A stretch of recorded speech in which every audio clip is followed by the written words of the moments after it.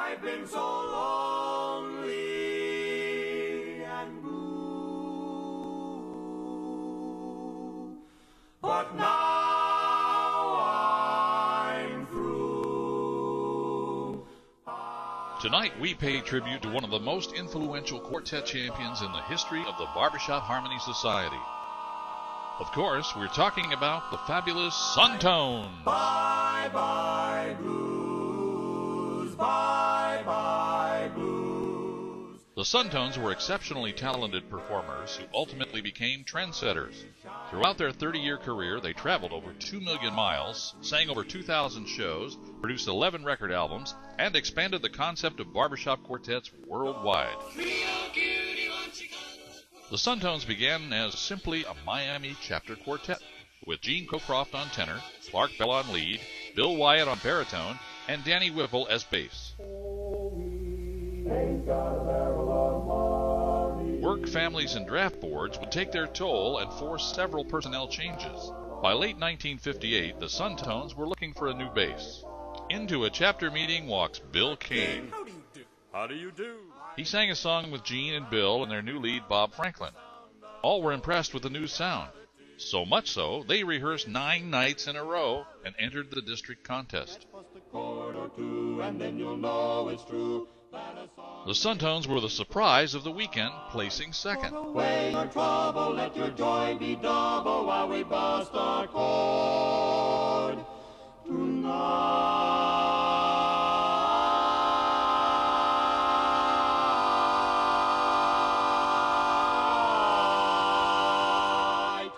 The very next year, they qualified for their first international contest, and despite Bob being sick with the flu, they placed 24th in Chicago. Days are so long, ever since you have gone. That fall, they won the first district championship of the newly formed Sunshine District. In the spring of 1960, Wyatt had to withdraw from the quartet, so they asked Harlan Wilson, a young barbershopper from West Palm Beach, to sing Barry. The beautiful Tennessee walk.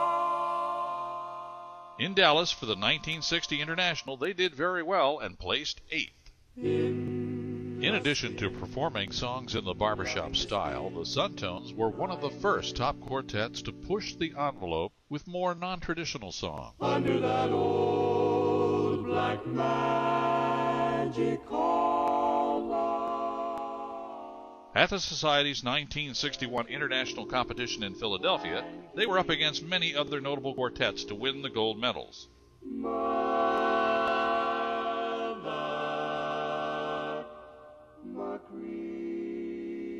After the first contest session, the Suntones had the audience on their side.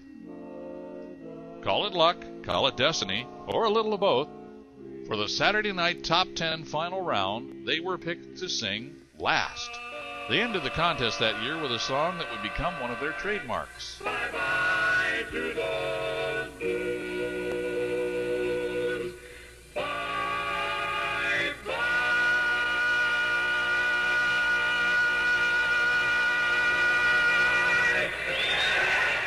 The explosive and enthusiastic audience reaction after their last song caught the quartet off guard. When they saw the scores, they understood. They won the gold by a winning margin of 343 points. Their fantastic win was only the beginning. Wherever we go, whatever we do, we're gonna go through it together. They began an impressive performance schedule, traveling throughout the country. This inspired them to perfect their on-stage presentation. They decided if they were going to do this, they might as well do it right. In addition to polishing their act, they realized that sound was critical.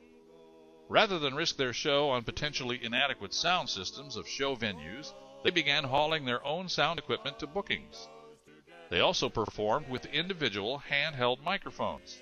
Producing new recordings as often as possible, the Suntones created an impressive discography unmatched by any society quartet, with 120 songs on 11 LPs. Wherever we go. The Suntones decided to expand the exposure of barbershop harmony and actively sought professional bookings outside of barbershop circles. In 1966, when Jackie Gleason moved his popular national television variety show to Miami, he felt he needed a barbershop quartet. The Suntones got the call and appeared on Gleason's show several times. With these appearances, they became the hottest quartet in the society. Every chapter wanted the Suntones on their show. A fiddler on the roof. Sounds crazy, no?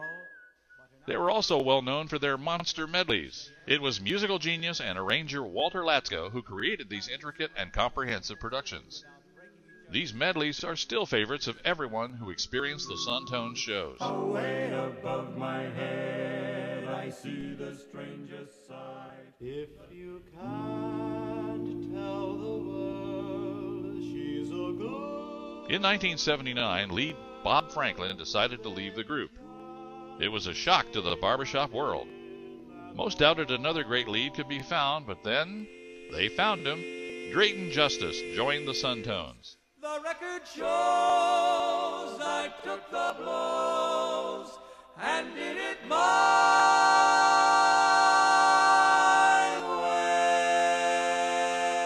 way. Drayton had won his gold medal in 1971 with the Gentleman's Agreement. The Suntones didn't miss a beat. They continued to perform for another 5 years.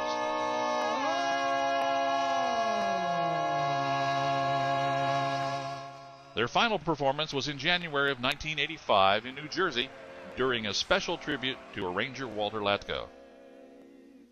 They are only one of the few quartets named to the Society's Hall of Fame. Sadly, we lost Bill Kane to cancer on July 31, 2004, at the age of 71. The three original Suntones returned to the stage singing limited bookings with Harlan's son Todd Wilson on bass. He won his gold medal with acoustics in 1990. Drayton Justice went on to become the Society's international president in 2006. Harlan Wilson is retired and actively singing in Nashville in his son's new barbershop chorus.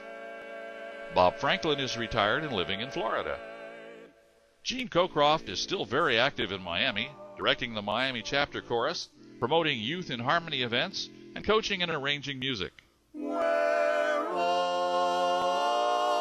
friends meet. These old friends gave us many musical thrills over the years.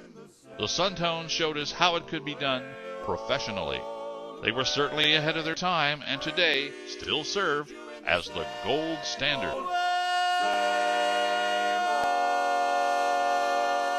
Long live the Suntones!